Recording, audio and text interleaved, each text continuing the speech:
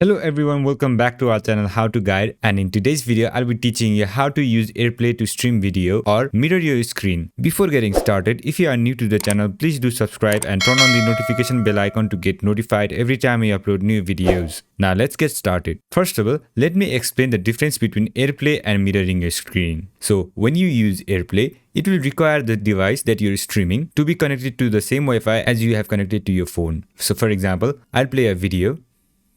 So when you play a YouTube video or any video, you'll see this kind of icon. You can tap on it, or you'll see this kind of button.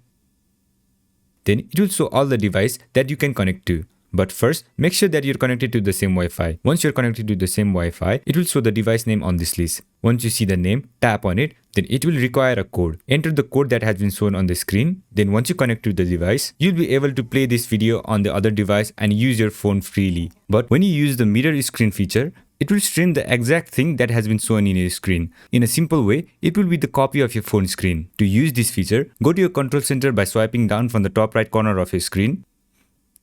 Then you will see this rectangle icon, tap on it.